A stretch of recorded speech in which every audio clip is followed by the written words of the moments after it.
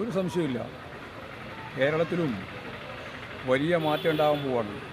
കോൺഗ്രസ്സുകാർ വലിയ നേതാക്കന്മാർ ഉൾപ്പെടെ കേരളത്തിലാവുമ്പോഴേ ഇടതുപക്ഷ പ്രസ്ഥാനത്തോടാണ് സഹകരിക്കുന്നത്.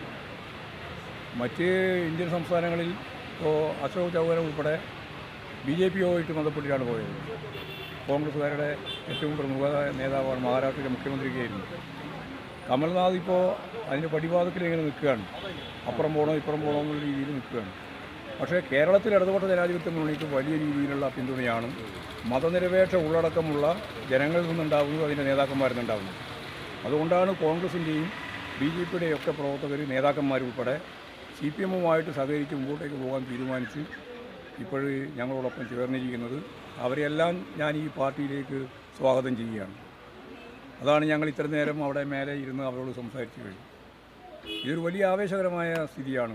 പത്തനംതിട്ട പാർലമെൻറ്റ് നിയോജക മണ്ഡലത്തിൽ ഇടതുപക്ഷ ജനാധിപത്യ മുന്നണി ഒരു വലിയ വിജയം നേടുമെന്നുള്ളതിൻ്റെ ആദ്യത്തെ പ്രഖ്യാപനമാണ് ഇന്നത്തെ ഈ ബഹുമാനപ്പെട്ട നേതാക്കന്മാരുടെ ഇടതുപക്ഷ ജനാധിപത്യ മുന്നണിയിലേക്കുള്ള പ്രവേശനം. അതൊക്കെ വളരെ ഗൗരവമുള്ള സ്ഥാനാർത്ഥിയായിരിക്കും.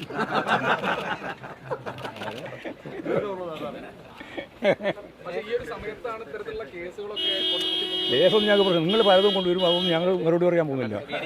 കേസിലും PD സതീശന് വേറെ രാഷ്ട്രീയമില്ലല്ലോ, കേസ് രാഷ്ട്രീയമല്ലേ. അതുകൊണ്ട് നടന്നോട്ടെ. ഞങ്ങളതിൻ്റെ പിന്നിലേക്ക് പോകാനില്ല. നെഗറ്റീവായ ഒരു കാര്യവും ഞങ്ങൾ നിർവഹിക്കില്ല. കേന്ദ്ര ഏജൻസികളും അതിൻ്റെ അപ്പുറത്തെ ഏജൻസി വന്നാലും കേരളത്തെ സംബന്ധിച്ചിടത്തോളം ഞങ്ങൾക്ക് നല്ല ധാരണയുണ്ട്. നിങ്ങളെ പിന്നിൽ വരാൻ ഞങ്ങളില്ല. നിങ്ങൾ എന്ത് വേണമെങ്കിൽ തയ്യാറായിക്കോ, കൊടുത്തോ.